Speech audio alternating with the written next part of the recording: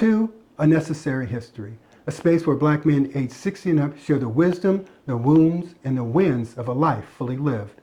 I'm your host, Ron Johnson, and in each episode we sit down with men who have walked through segregation, resistance, resilience, and reinvention to ask, where did you come from?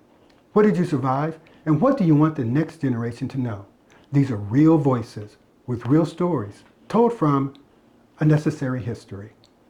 Let's begin. So Rod, can you tell me a little bit about, I know you went through some substance abuse issues, so can you tell me what happened with that? How did that start and how did you get out of it? You know, I never did like marijuana. Marijuana always made me sleepy. So, wow, that's a good question, Ron. A girl. Oh,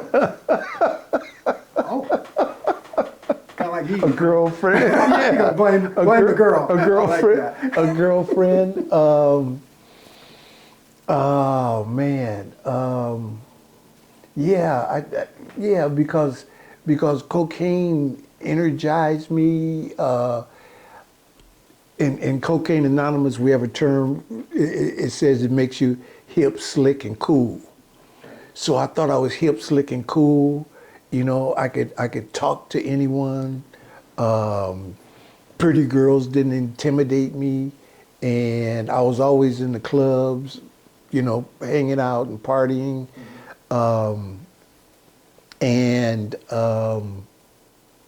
Cocaine gave me that false sense of self-confidence. You said false sense, huh? Yeah. Whatever 12% of confidence that I had, cocaine just blew it up to 83%. Like I said, I felt as though I could talk to anyone, shuck and jive anyone with the best.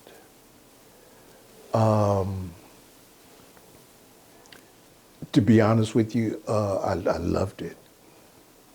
I'm not gonna lie to you. In the beginning, I loved it. It's towards the end where it really started getting detrimental, destructive, harmful. It was always harmful, but it was even more harmful towards the end.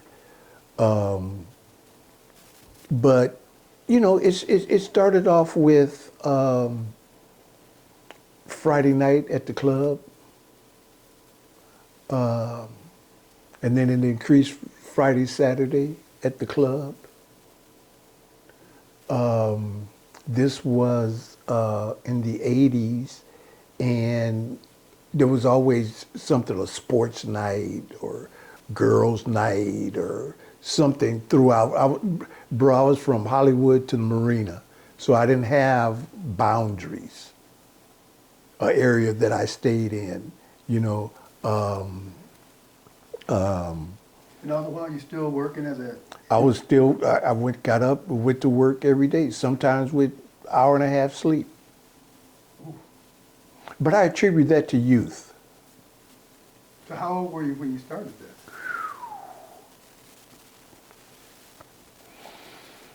I was probably in my addiction for,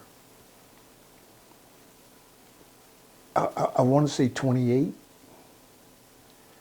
20, yeah, 26, 28, somewhere in that area. And I was in the addiction for a good 7, 8 years, let's just call it a decade. And it just increased, Ron, like I said, from Friday, Saturday to Wednesday, Friday, Saturday to Wednesday, Thursday, Friday, Saturday. So it just increased to the point where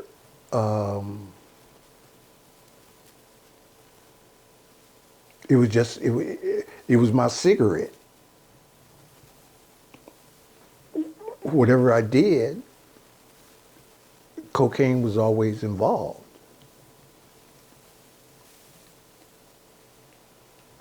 One of the fun and the easiest times was when I got into modeling, and so I was a male model, and throughout the West Coast, basically from San Francisco to San Diego, I wasn't a print model, I was a runway model. So there's women, and there's cocaine, and there's alcohol. And you would do ARCO Monday through Friday, and then I would be flown to San Jose to do a show Saturday morning. Leave Sunday afternoon, coming back to Los Angeles. But in the meantime, there isn't any rest. I've lived sex, drugs, and rock and roll. I've lived that. I've lived that. One of the I don't know if you've ever seen that movie Smoking Guns. Did you ever see that movie Smoking Guns? I don't believe I have. They have a scene where all of these, it's in a penthouse, and all these women are laid out on the floor, half dressed, sleeping, hungover, out of their minds. And every time that I see Smoking Guns, I flash back. I'm like, wow, I've lived that. I've seen that. That's real for me. So it started with a woman introducing me to it. Again, like I said, I didn't like marijuana, and it was in abundance, Ron. This was the early '80s, when cocaine was just inundating the neighborhood, the African American community. So it was just in abundance. It was everywhere. It stopped being the rich man's drug,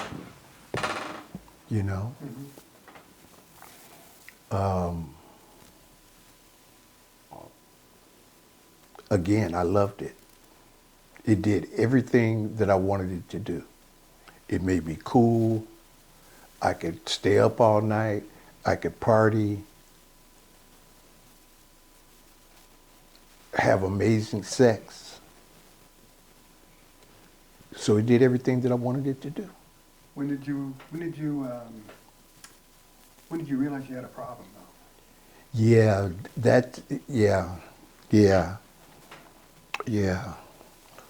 When you want to do it alone, that's all you want to do. So when you hear about Marvin Gaye locking himself in his bedroom and just doing cocaine, Richard Pryor locking himself in the bedroom and just doing cocaine, that's when at that point in period of time, that's when it becomes extremely detrimental, because that's all that you want to do. You just want to be alone. You don't want anybody to bother you.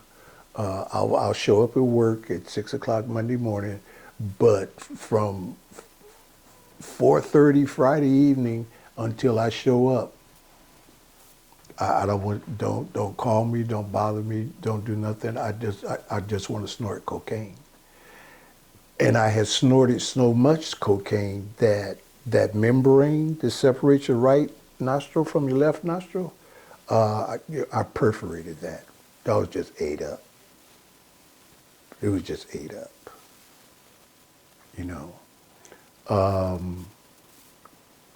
The same woman that introduced me to cocaine 5, 6, 7 years earlier because I could not snort anymore because my nose was in such bad shape, introduced me to crack cocaine. And that's how I started smoking the pipe.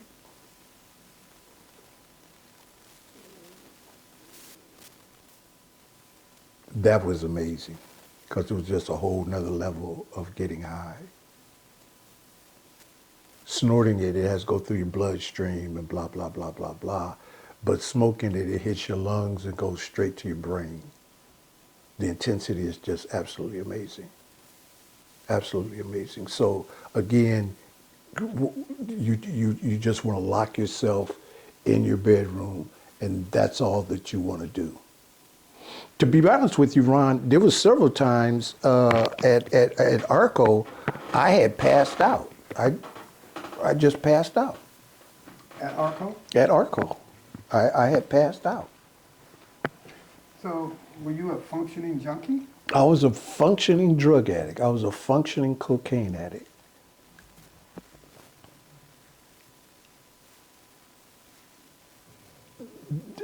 You don't want anybody to know that you're an addict. So consequently, you continue to function, but you're isolating yourself more and more. You're isolating yourself. That's the part where it became detrimental. What was the point that said, "Oh, I can't do this anymore"? Oh, good question. Good question. My son's mother, before we got married, we lived together. And she worked for TV Guide. And so she had a West Coast territory. Her territory was the West Coast. So she was in Washington, Oregon, California, Arizona, Nevada, parts of Utah. So she would be gone 3 or 4 days at a time. Okay, well, while she's here, I can behave myself. But when she's gone, who let the dogs out? So when she's gone, I would binge.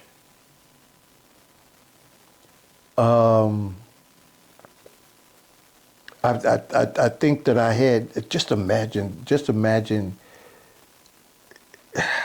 Ron, just imagine 3 or 4 days and you're just smoking cigarette after cigarette for 3 or 4 days. That's all. You're not drinking water.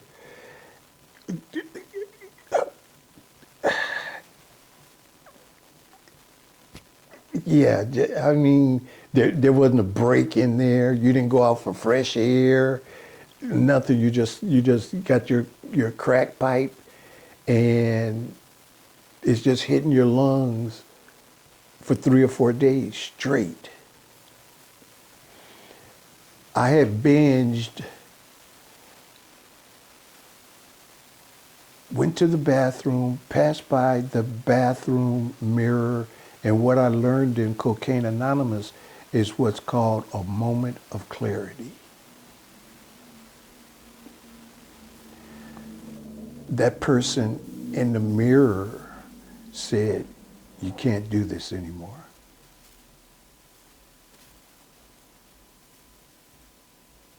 And I stared at that person in the mirror, and again he said, "You can't do this anymore." As high as I don't know what, I had that moment of clarity. I lived near Rodney Hospital at the time in Culver City. And I called Rodney Hospital and I asked them if they had a drug treatment program. And they had a 21-day program. And I said, well, I need to, come get into your program, And the first thing they asked me was, do you have insurance?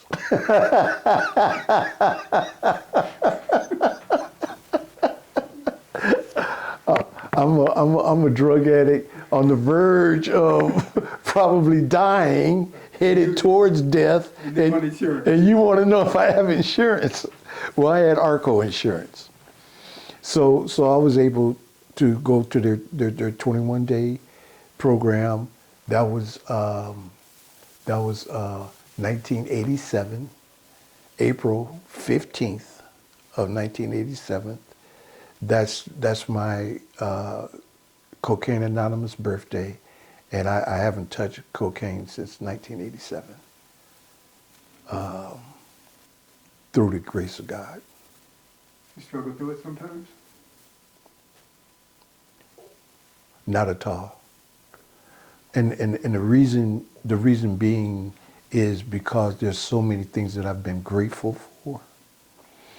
One of the things that I've been grateful for is that my son has never seen his dad high. And he was born in 1991. So, no, once I got sober, Ron, no, I never looked back. And you know, they give you all of these guidelines and rules and all that kind of stuff. And like I told you before, I'm not good with that kind of stuff. I'm gonna do this my way. So initially when I got sober, I said, okay, well, I'm gonna do this for 10 years. I'm gonna try this sobriety thing for 10 years. No aspirin, no alcohol, no nothing. Water and juice for 10 years. And if my life doesn't improve, then I'm gonna go back using again. Wow. That's the sickness of your mind. That's the sickness of your mind. So I did 10 years, and I didn't smoke a cigarette. I didn't have any alcohol. I didn't have a glass of wine, and my life improved. Got married, had a big old 10-pound baby boy, and it just kind of took off from there. So I thank God that my son has never seen his dad like that. You know, that's my blessing. So no, I never thought about it. No, don't get me wrong. I do think about it, but it's a fleeting thing. I think about the stuff that I did, the stuff that I've done while under the influence. You know, going up to the Hollywood Hills to my little drug dude, and it's 3:30 in the morning, and you're going down La Cienega. You're at La Cienega and Beverly going south, and it ain't nothing happening at 3:30 in the morning in Los Angeles but you and the LAPD. Right? Mm-hmm. Okay, so I got $2,000, $3,000, $4,000, $5,000 worth of cocaine in the car. You can't get caught by the LAPD. I'm drugged out of my mind, so I'm speeding like hell probably, and here comes LA's finest. Uh-oh. I saw them back there. Ron, again, it's like 3:30 in the morning, dude. There ain't nobody on the streets. I saw them back there. And I was approaching Fat Burger on La Cienega. Do you remember Fat Burger on La Cienega? Mm-hmm. And by the time they were speeding up, Ron, I had turned into that Fat Burger parking lot and jumped out of the car and ran into Fat Burger.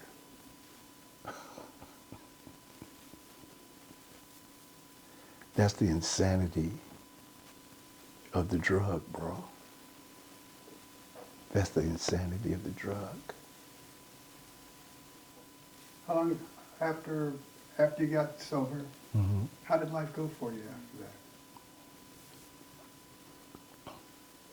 Good.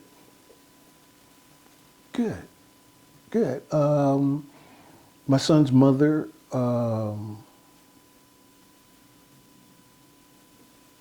got me into, she got me into the church. I've always been in the church because of my grandmother. So I kind of like reconnected with the spiritual side of who I was. I saw the love and support that she had given me, you know. Even at Brotman Hospital, you know, she would come and see me, you know, show support, show love, along with my grandmother and my auntie Barbara.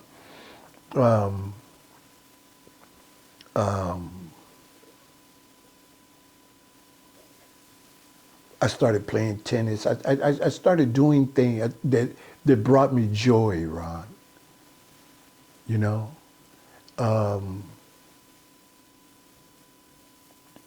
simple stuff, jogging on the beach. As much as I talk about Santa Barbara, in Santa Barbara, kids go to the beach. You know, kids here go to a park. In Santa Barbara, you go to the beach. So I have a love, you know, that's my safe place, my happy place, is being at the beach. So yeah, life became very, very good. I became a father. I got married in 1988. Had my son in 1991. So life was turning up. It was pretty good. I was enjoying life. Good. It was good. Good. Question for you. Mm-hmm. What's your relationship with your son like? Wow. My son it's amazing that you asked that question, Ron, because I was thinking the other day about how much I used to love, we used to have a rocking chair in the living room, how much I love sitting in that rocking chair and holding this little 3-month-old dude and feeding him his bottle. And he's looking up at me and I'm looking down at him, and you know, we're just bonding. Not a word is being said, but we're just bonding. And I used to just love doing that. I love feeding my son. The relationship, like I said, I never went more than 30 hours without seeing him. I think I may have missed 2 basketball games in the whole time that he was playing basketball, from 10 years old to Santa Monica City College, to Cal State Northridge. Because of my relationship, the absence of a relationship with my dad, I made a conscious effort not to be that guy. Because my grandmother allowed me to experiment and to try different things, that's the same thing that I did with my son. You want to play baseball this year? Okay, let's try baseball. You know, you want to go hit some tennis balls? You want to try tennis? Okay, let's go hit some tennis balls. And he was a pretty good student. He was a pretty good student. So consequently, I've always bonded with him, you know, over sports. One thing that I just absolutely love is to have my child sitting next to me and I'm watching the Raiders and the 49ers play. You know, and he's enjoying it as much as I'm enjoying it. You know, again, you're just bonding, you know, bag of Jiffy Pop popcorn between us, and we're just eating popcorn and sipping on a Coke and watching the ball game. The reason that I mention that is because of the simplicity of life. And life hadn't always been simple for me. Maybe as recently as 10, 12 years before you was born, life wasn't simple. I'm juggling an addiction. I'm juggling ARCO. I'm juggling women. I'm juggling. So no, it wasn't always simple. It wasn't always quiet. People ask me, Rodney, how was your New Year's? Quiet. Because there's a lot of New Year's that I don't remember. There's a lot of New Year's days that I woke up with a hangover. Woke up next to people that I don't know. So when they say, how was your New Year's? And I say quiet, that's from the understanding that it wasn't always that way. So if you ask me, Rodney, what do you want at 73? Peace. That's all I want, Ron. That's all I want. I want peace.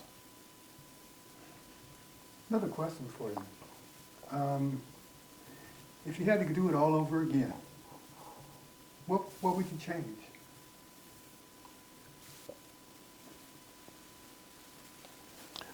Within the things that I could control, because I couldn't control going to Santa Barbara. Like I said, nobody asked me, Within the things that you control, and you look back and you say, man, if I just would have, because you brought up decisions earlier. Yeah. And so, what would you do? I would have accepted that scholarship to Stanford. Why?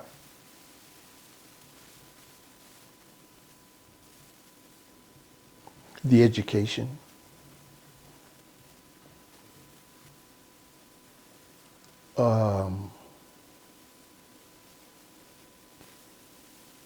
That would have been enormous.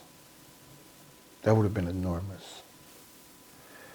I don't think that, the only thing that I would change as far as my work career is concerned is probably, doing 40 years at ARCO, 35 years at ARCO.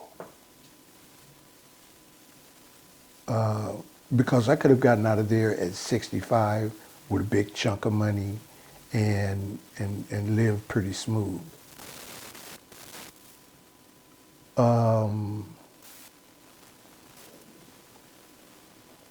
What would I change? Well, I definitely wouldn't have been a drug addict. But nobody wakes up saying, I'm going to be a drug addict. I'm going to start on the path of addiction. That's just something that happens progressively. Would you have talked to yourself about maybe, hey, these are the things that led us down this road, or? Absolutely. And to try to avoid some of those things? Absolutely. The influence of others, absolutely. That peer pressure, Ron. Again, wanted to be hip, slick, and cool. Things came easy. The drugs came easy. The women came easy. Again, I was a male model. So, when you're in front of, doing a fashion show, and you got women hanging out backstage after the show, you pick and choose what you want. So you got the drugs, you got the women, you just got paid from doing the fashion show. So things were easy. And that's probably why I didn't look at it from the standpoint of it being complex and that it was detrimental to my mental health, my spiritual health.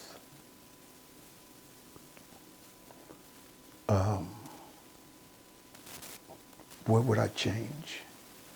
Yeah. I think that if I went to Stanford, my life would have taken another path. it would have taken another path. If I had, I definitely would have played baseball. And who knows? You know, who knows where that would have gone. What advice would you give young men today? You know, having lived 73 years and Wow. kind of going up, but you've seen ups and downs. Wow. What advice would you give young men today? You know, the thing that are beating up our kids today is the media beating up our kids, internet beating up our kids. When I say beating them up, I'm talking about, you know, spiritually, emotionally. Everybody wants everything right now. Everything is microwavable right now. I want a Ferrari right now. Their sense of entitlement just blows my mind. You're not entitled to anything. You're entitled to air, and that's it. Everything else you got to earn. If I were to say anything to an 18-year-old young man, get an education. Because once you have that education, that's something that no one can ever take away from you. They can repossess a car, foreclose on a house. House could burn down and all your clothes, jewelry, all that kind of stuff can be gone in a flash. But your education, what's between your ears, is yours forever. The interesting part about it, Ron, is when I say the media, is that when I was 18, there was nothing that said that you were beautiful. There was nothing that said that you're special. There's nothing that made you proud to be an African American male other than sports. Yes, Sammy Davis Jr. You got a little bit of Halle Belafonte, and the female actresses that were on TV at the time. But that was about it. That was about it. You know, Martin Luther King was an icon at the time. You know, even when I was modeling, there were no African Americans behind the scenes, producers, directors, assistants. Even at Soul Train, there was Don Cornelius being surrounded by a lot of white people. So there was nothing to say, hey, you know what, you could do this. Other than sports. And once I lost sports, then it was like, wow, what else is there? So I would say education. I would tell them to get an education. Find something that you love. Turn that love into money through education.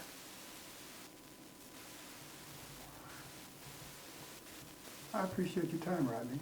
Thank you for coming by, man. I really appreciate it. It's been my pleasure, man. Thank you, man. It's been my pleasure. Just a red button.